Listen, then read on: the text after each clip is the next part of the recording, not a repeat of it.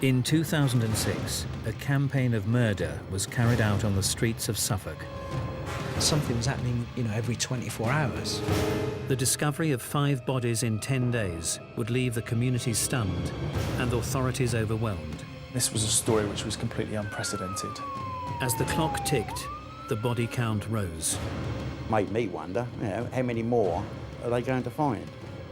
And with it the question, what had driven Steve Wright, this quiet middle-aged man, to commit his killing spree? Not in a million years you think he's ever capable of that. Why did this happen? I mean, that's the $65,000 question.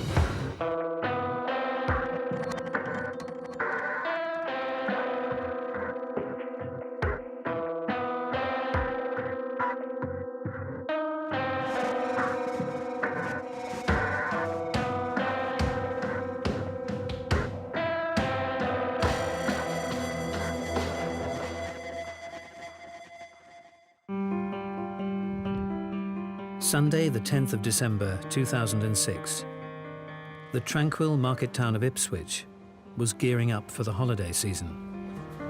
It was late night shopping and Christmas parties, very much the lead up to the festive period. However, despite the festive cheer, there was an undercurrent of unease.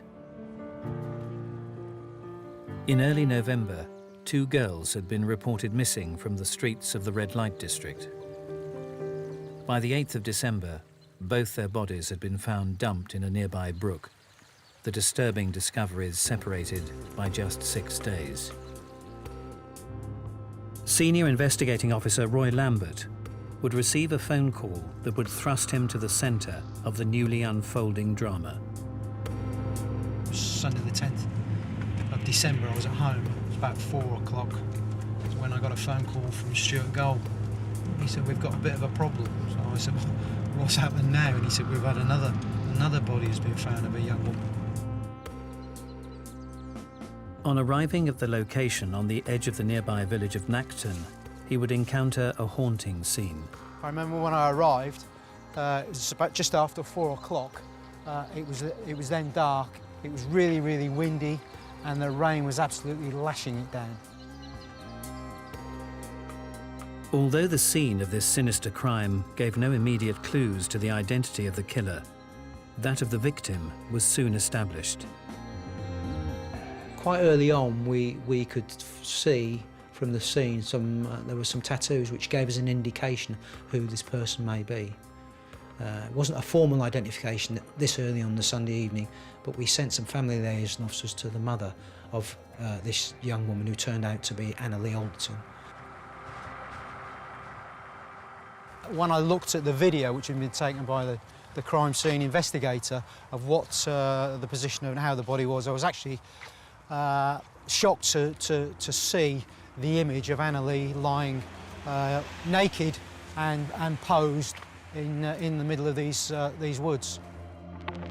The killer's public display would give investigators an insight into the disturbed mind of the man responsible for this sadistic spree. She'd clearly been laid out by the offenders. She was in a cruciform position, so her arms were out wide, and her hair, she had long peroxide blonde hair that had been pulled back in a conical form, and she was pristine, she was very clean, and she was naked, but clearly the offender had spent some time laying her out. I was thinking, what are we in the middle of here? This is the 3rd girl taken off the streets of Ipswich, found on land now in woodland, so we didn't know what was happening really. The uncovering of a 3rd body in only 8 days would prove unnerving. It was almost a public display by the killer, because her body was left so close to the road. It was clear that she'd be found pretty soon. It seemed at that time almost as if the killer was perhaps taunting the police. Things were happening so quick, it was actually difficult to sort of comprehend and get a handle on what in fact was happening to us in Suffolk. The genuine shock and fear in Ipswich was ramped up 100 times. Pretty early on we found that Annalee was living in Colchester with a boyfriend. Initially we sort of said to him, well, why haven't you reported her missing? And he did say, well, Annalee sometimes would go missing for 2 or 3 days at a time. He wasn't concerned about it. The last time he saw her, they were on good terms. And in fact, she said she was going to go and see her mother that afternoon and take some Christmas presents to her son. And in fact, when we relayed that to her mother did confirm that. When we found out from Annalee's boyfriend that she was going to go to Harwich to see her mother on the train, obviously a lot of trains have CCTV these days, and so we looked, and in fact we did obtain some footage of her actually on the train coming back from Harwich towards Manningtree on that Sunday night, the 3rd of December. It gave us a starting point from when she was one of the times she was last seen alive. It also gave us a description of what she was wearing and what she was carrying, which is important for us, that if we found any clothing subsequently. And in fact we got her not only on the train, we found further CCTV of her at the railway station and also later on the outskirts of the red light area, later on that Sunday the 3rd of December. While the inquest into Annalee's death continued, the results of the autopsy would provide police with a new piece of the puzzle. The pathologist was able to give us a cause of death, and he described it as an interference with the airway, either asphyxiation or strangulation.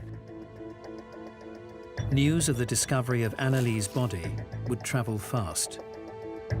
We were all scared of our wits, thinking who's it going to be next, who's it going to be next. The media interest just went into the stratosphere. Suddenly, resources right around the country were coming to Ipswich to really try and nail down who was doing this. Yet the killer was closer than anyone could have dared imagine.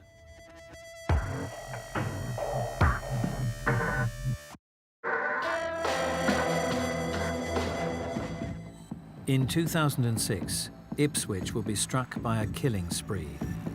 In only 6 weeks, 5 girls disappeared from the streets of the red light district, their bodies found over just 10 days. The 1st of October 2006, London Road, Ipswich. 48-year-old forklift truck driver Steve Wright moved into a flat in the heart of Ipswich's red light area.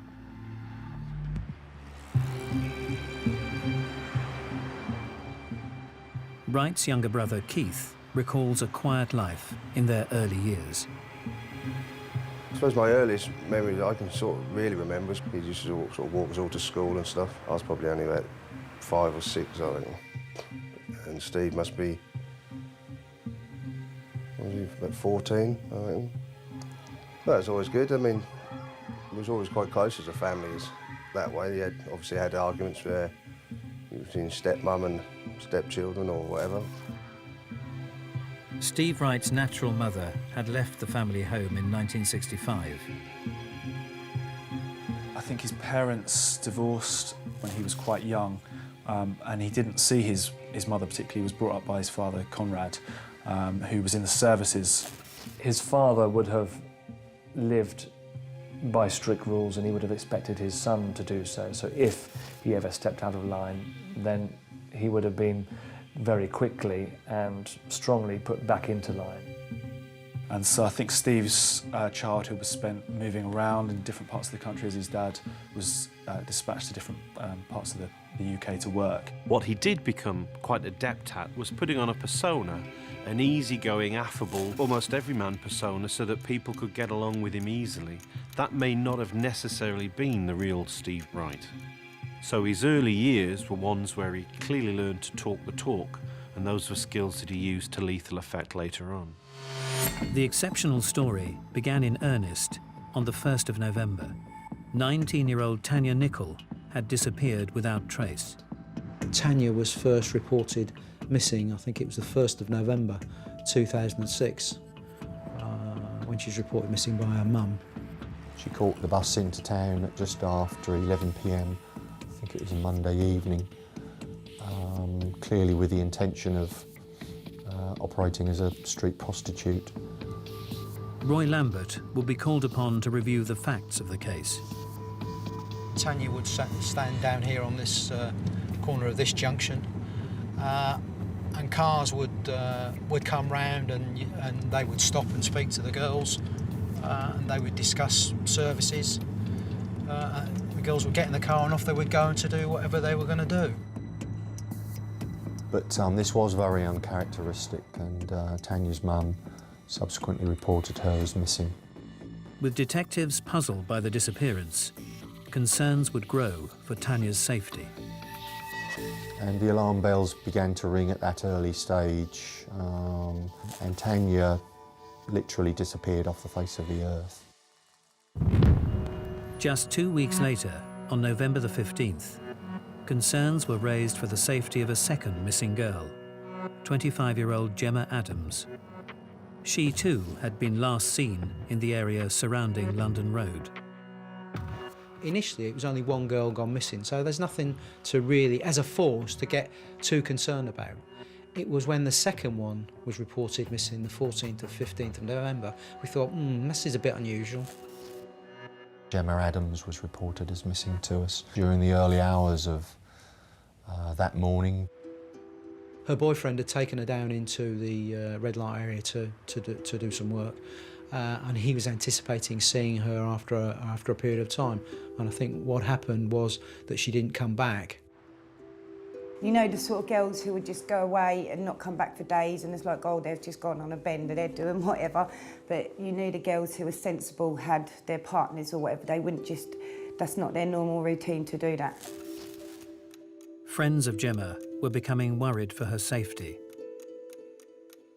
I know Gemma was a really kind person. She was a really nice person to talk to. She weren't a person who would double-cross you, who would be proper nasty towards you or backstab you, steal off you or anything like that. She weren't that sort of person. She was the opposite, polite, nice. As the authorities gathered more evidence, their concern would grow also. Because of her lifestyle and the fact that she might have gone off with a client, initially there was not great concern for that first couple of days, but then when the phone went off completely off the network, I mean, that was the big indication that something serious might have happened to her.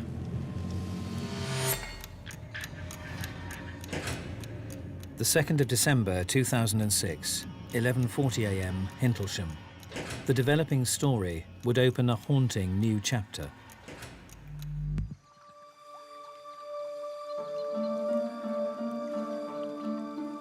The weather was exceptional for that time of the year.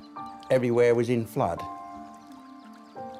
I got into the lakes, and because the floods had receded, the first thing I done was, well, not the first thing, I just checked the grounds, checked the lakes, then got my waders on, and then patrolled the brook, and I suddenly noticed, like a mannequin, a dressmaker's dummy.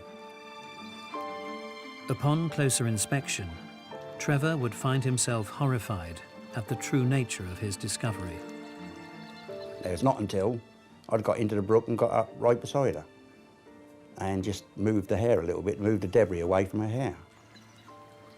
Then that is when I suddenly knew, or realised that, no, it's a young body. And my first thought was, it's one of the missing girls. Well, at first, a shock, and sort of maybe jump back a little bit. And then I had to sort of take control of myself and got straight out of the brook, still shaking, and phoned the police up. I didn't know the exact time where I phoned them. 11:44 when I phoned them, I just phoned them up and said who I was, where I was, and that I'd just found the body of a young girl face down in the brook. Police would descend on the scene and begin their efforts to determine the identity of the unfortunate victim.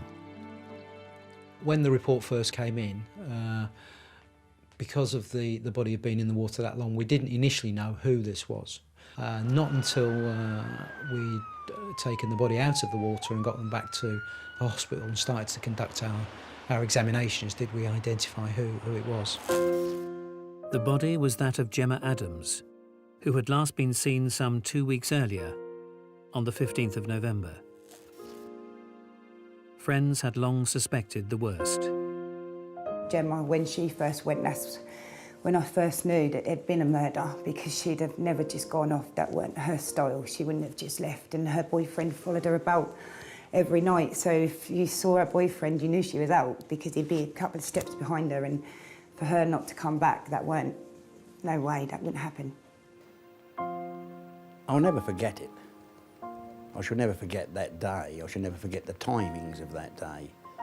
I shall never forget the night when they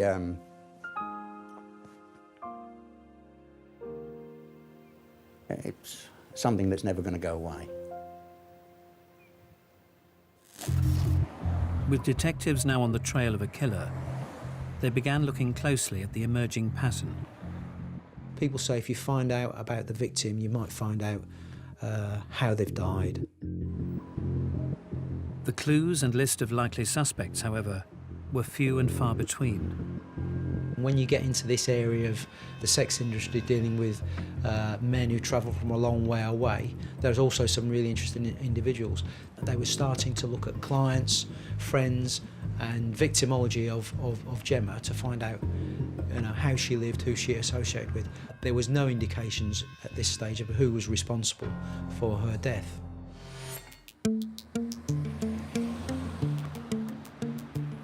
Since moving to London Road only a matter of months before, Steve Wright was already known as a regular client of the girls who worked the streets surrounding his home.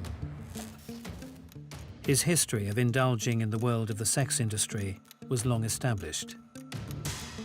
Steve Wright wasn't somebody who just suddenly woke up one morning and wanted to explore the sex trade or go to a massage parlour to see what it was like. This was a man who'd been dipping his toe in and out of that life his whole life. We saw the first example of that when he was travelling around the world working on the QE2 to places that opened his eyes to these sorts of things. Wright would join the crew of the famous cruise liner in 1980, working as a steward and travelling the world. When he was on this sort of QE2, you always thought, oh, it must be quite a smart old job. He'd tell us all the things that the travelling they got up to, and obviously a lot of hard work working on a place like that. In that kind of job, one's got to be affable and one defers to the customer. He'd do anything for everybody. He'd always help anyone out. If you wanted anything, he'd try and help you out with it. I'm very confident that he would have learned how to be a ladies' man. He would have learned how to be sociable. He would have learned how to make people feel at ease and relaxed about him. I met Stephen Wright probably in the summer of '81. He always had this sort of grin, it was like he was laughing inside. And I was always a little bit uneasy around him. He kind of fancied himself to a degree. He was a bit of a sort of a ladies' man. I don't think he dated any on-board women because there was, very few ladies on there anyway. So whatever female company he wanted, he made use of it when we was on the shore. A lot of the ports of call that we used to go to were all in the less salubrious parts of the town sort of thing. So the ladies that he met were ladies who wanted their payment, as it were, ladies of the night, kind of.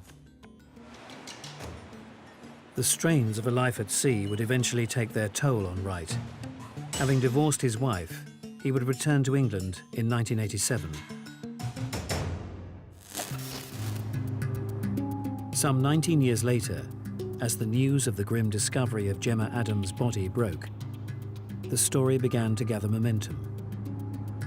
Initially, when the two girls were missing, the interest locally, certainly with the media, was mixed. They were two girls from the sex industry got missing, but of course, when one was found murdered, now the interest with the media particularly was heightened.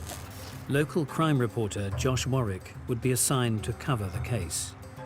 It was a Saturday morning and police got in touch to say that a body had been found. Any murder is headline news in the local press, and so for two girls to be missing, one of whom had been found by that stage, was really frightening and really shocking. However, few could have prepared themselves for the next turn in this twisted tale. We then started to search the Belstead Brook.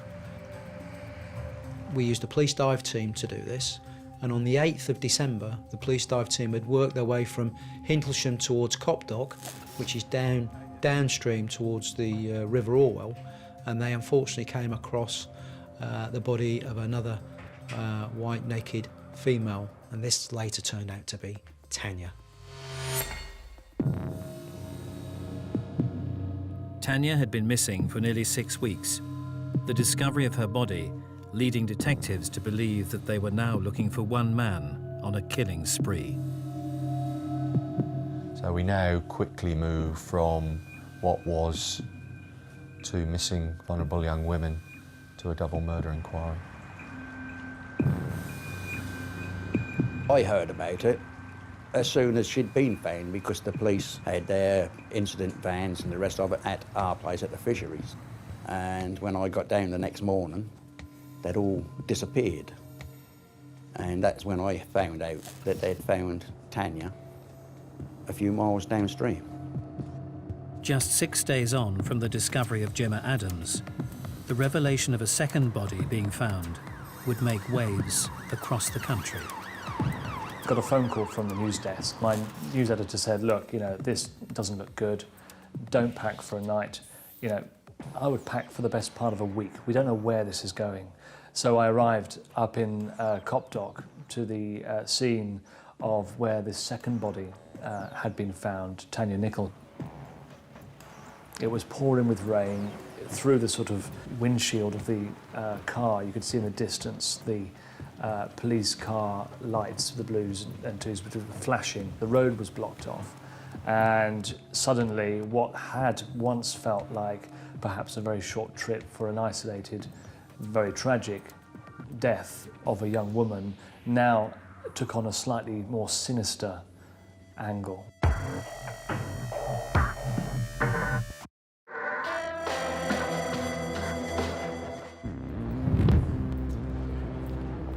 As Christmas approached in 2006, Ipswich would be plagued by a killer on a ruthless spree. Beginning with the disappearance of 19-year-old Tanya Nicol in early November, by the 8th of December, Tanya's body and that of Gemma Adams had been found in a brook on the outskirts of Ipswich.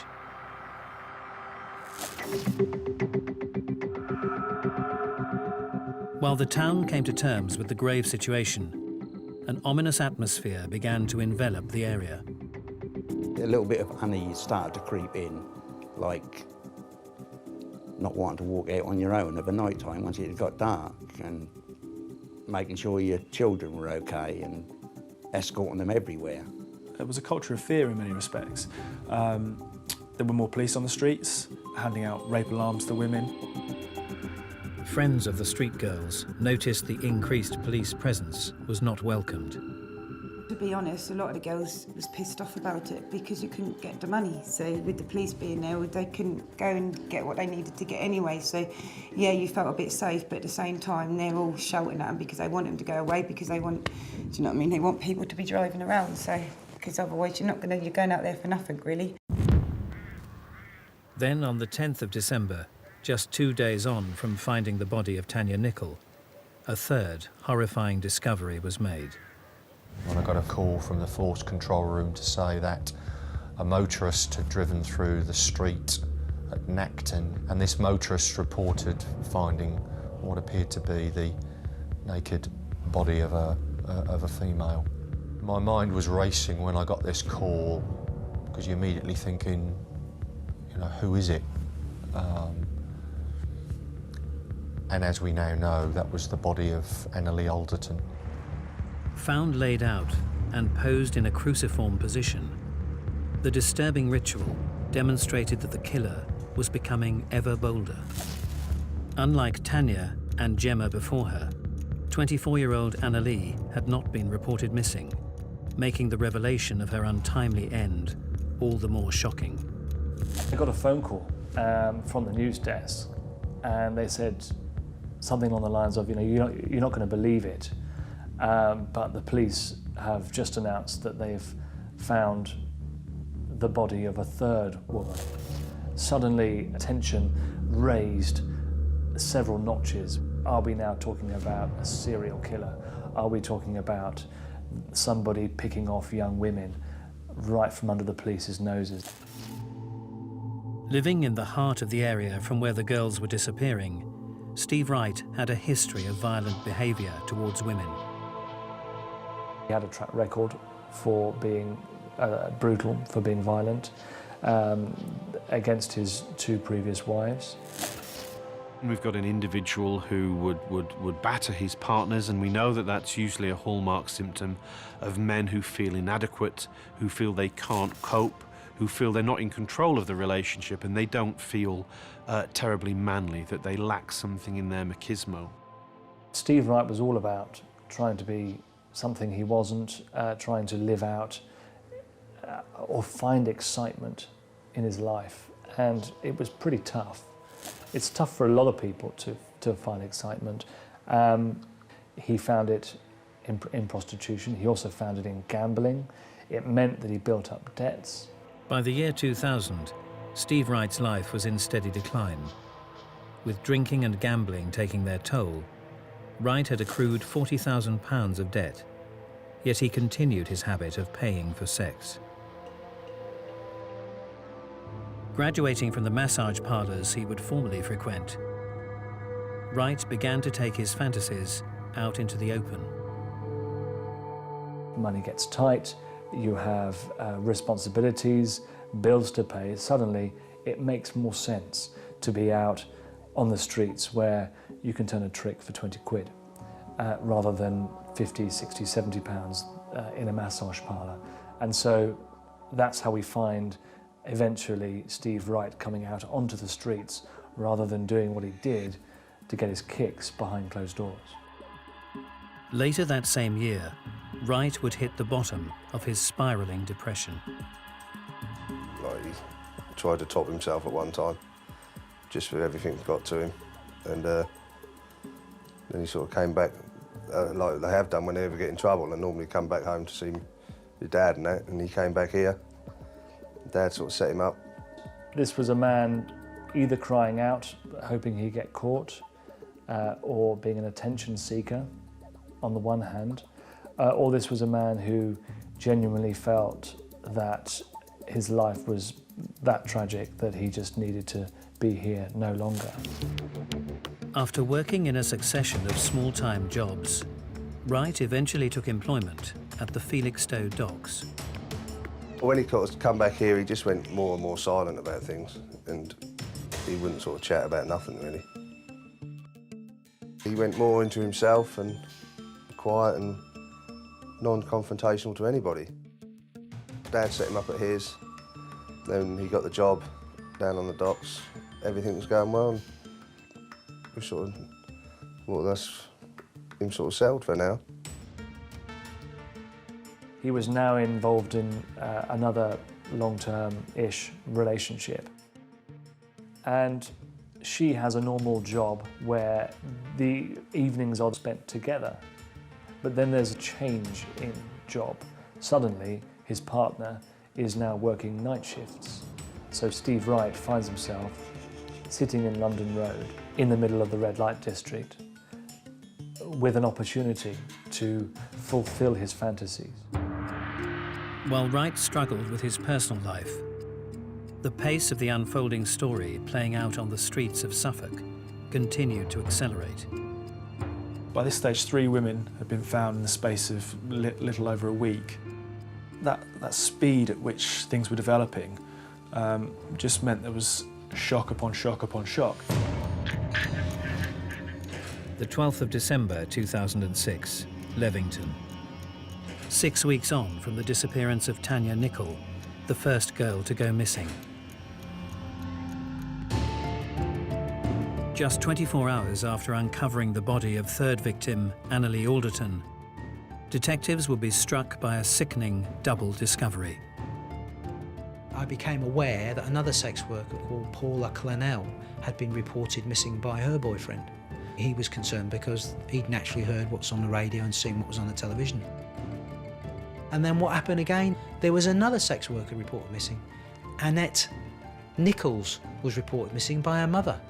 She'd been trying to get hold of Annette by her phone, no reply, so she became very, very concerned about why she couldn't get hold of Annette, so she reported her missing. I can remember going to the police headquarters after Anneli Alderton's body had been found and identified, and there was a press conference. We were handed a press release, which we weren't expecting, telling us that there were 2 more women who'd been reported missing. And I can just remember phoning the news desk and saying, this is not just about the 3rd girl whose body's been found. There are 2 more missing.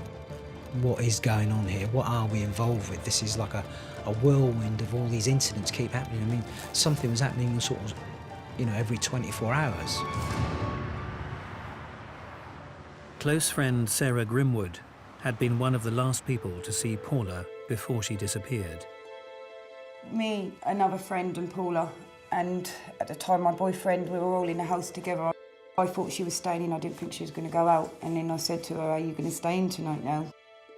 She did say yeah, but then when her stuff was gone, she changed her mind. And then the next day, she didn't come round mine and knock on the door like she does every day. Eager to locate the newly missing girls, the police would appeal for information. I would ask either the girls themselves or anyone with information as to their whereabouts. And I can remember appealing certainly throughout that Monday for anybody that knew of the whereabouts of Annette or Paula to make contact with us. They quickly ascertained that certainly, as it turned out, both Paula and Annette, I think they'd both been last seen alive about the 8th of December. So we're now the 12th of December, so there's 4 sort of days there which this window we've got to sort of try and close down. And probably naively, I thought that they'd make contact with us or somebody would. Their appeals, however, would prove futile.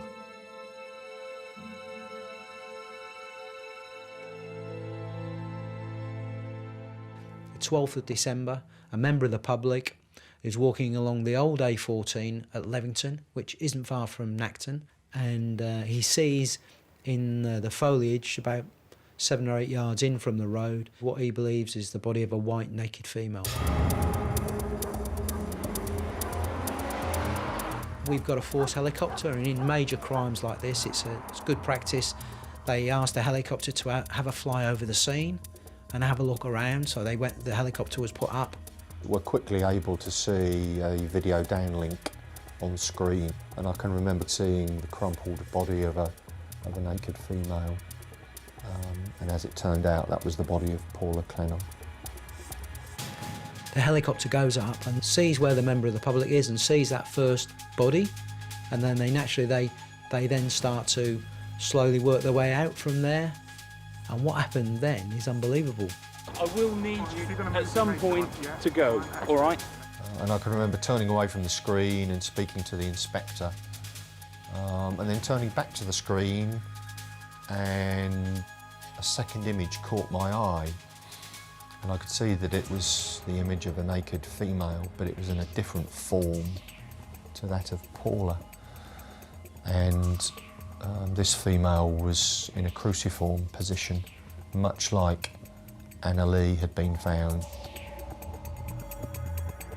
And it takes a few seconds for the brain to catch up with what the eye is seeing. And of course it quickly dawns on me that this is a second body. And as we now know, that was the body of Annette Nichols. I mean, I've never known anything like this in over 40 years of being in the police.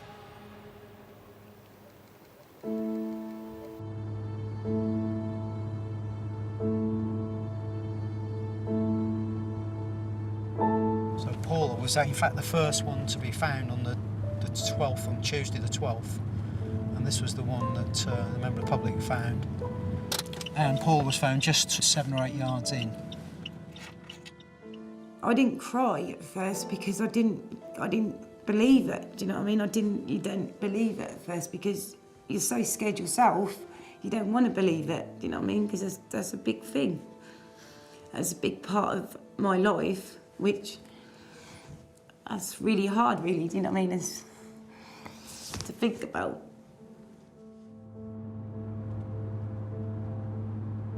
That's where the tributes are to where Annette... Now, Annette was found not obviously right by the side of the road, but about 10 yards in.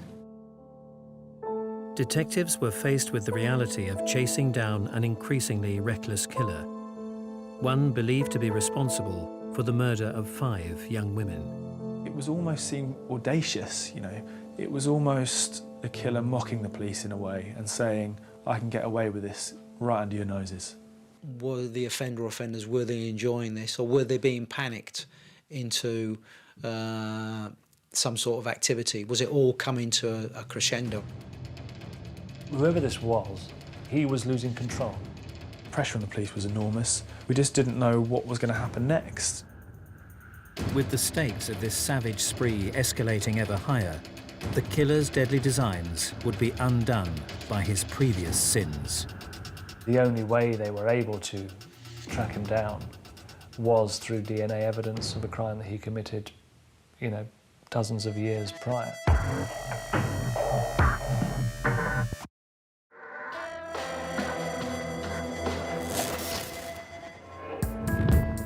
In December 2006, an elusive killer stalked the streets of Ipswich's red light district, preying on the girls who plied their trade.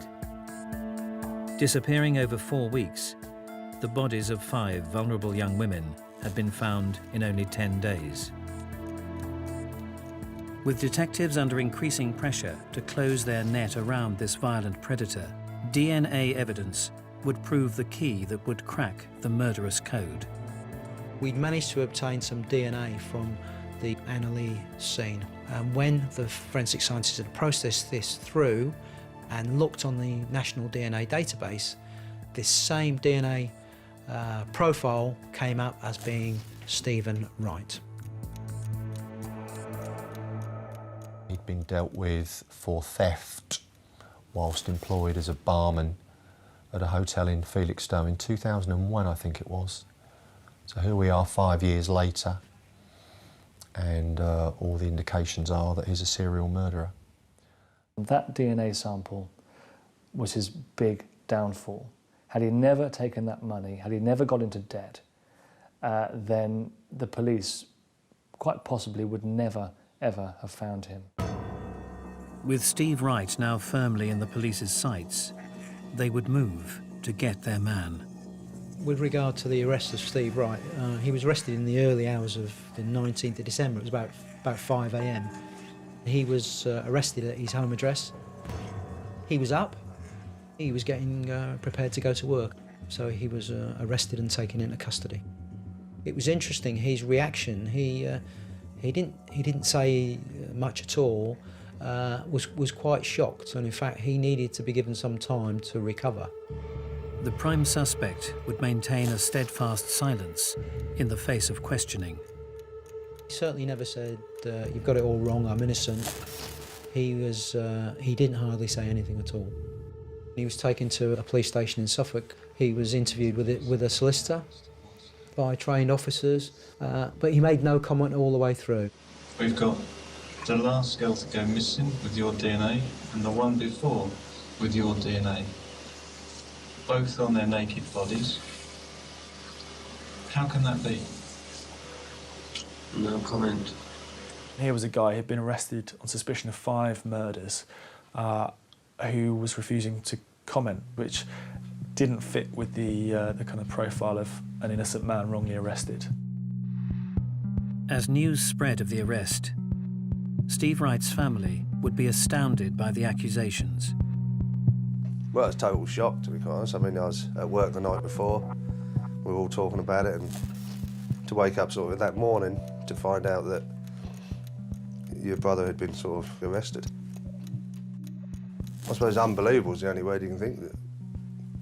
From just having a run-of-the-mill, normal sort of family setup as such, to now knowing that one of your family was suspected of this serial killings, was people are going to remember for years. As the face of the so-called Suffolk Strangler made the front pages, people were surprised by the vision of a man who appeared to be the very image of ordinary. pictures began to emerge, and he didn't look like perhaps the killer that we'd imagined he would look like. A middle-aged man, slightly overweight, slightly balding, fairly regular-looking guy. One of the reasons why Wright was able to operate efficiently in the way he did is that he didn't look, act or seem to be a serial murderer. He had a job, he had a partner, he had a domestic life. That ordinariness is what allows him to literally get right up close and next to the girl and persuade them to get into the car. It's the banality of evil. The police would begin to gather evidence and build a case against the man they believed responsible for the slayings of 5 young women. And of course, you know, for the police, the arrest was almost the easy bit. It was the work that would come after that that was the real challenge for them, you know, to prove that they had got the right man beyond all reasonable doubt. There was no smoking gun, and I think the prosecution admitted that, but there was a real picture that was painted by the prosecution. There was DNA evidence, there was fibre evidence taken from his car. He had a dark blue Ford Mondeo Z-Tech, which we took possession of and conducted forensic examination of that. This vehicle did in fact become relevant and was seen on CCTV in different parts of the red light area during sort of November, December 2006. He was confident enough and believed he was clever enough that some risks, such as using his own car, were acceptable risks. But it was CCTV that got him. I mean, that is error 101 in your serial murderer's handbook, is CCTV. So when you put all this together, we had all this evidence which linked all the girls and Steve Wright, and it like closed the circle. The trial would be keenly awaited, yet Wright would offer little defence in answer to the prosecutor's probing questions. I remember really clearly in the trial when Wright took to the stand to give evidence. Under cross-examination, there were dozens of questions. The evidence was put to him, you know, is this just a coincidence? All his answer was, it appears so, yes. He said it 20 or 30 times, and it just continued to kind of paint this image of somebody who was guilty. After more than 5 weeks at trial, the jury would deliver a unanimous verdict, finding Steve Wright guilty of the murders of Tanya Nichol, Gemma Adams, Annalee Alderton, Paula Clennell, and Annette Nichols. He would receive a sentence of life imprisonment, with a recommendation that he spend the rest of his days behind bars. When the 5 guilty verdicts came back, there was clearly a huge relief on the part of the police, definitely the members of the public, but I think probably most of all, family members were just so relieved that justice had been done. Although the man responsible had been sentenced, questions about the motivations of this most complex of characters remained. The 5 murders that Wright was convicted of were all committed in his late 40s, which is, statistically speaking, a very late age for a serial killer. There is a possibility that he could have a very long offending history going back many years. I think, my God, you know, I drank with this guy, went on the shore leave with him, and now he's a serial killer. You know, just killed 5 women within 4 weeks. You know, you don't just do that, you know, I mean, then your mind goes back and races back. Do you think, was it possible that he started when he was on the ships? And then you think, well, my feelings I had towards him with the uneasiness, was he doing it there and then? It could be that living out these sexual fantasies he'd held for a long time could be the one last roll of the dice he might have of achieving something, of doing something interesting that most men couldn't possibly imagine doing. Despite his conviction, the mystery of why Steve Wright chose to take the lives of 5 innocent women in just 6 weeks remains a riddle only he can answer. Because he's never made any comment, we don't actually still know to this day how this all happened. How did he get control of these girls? How did he manage to isolate them and murder them and get away with it?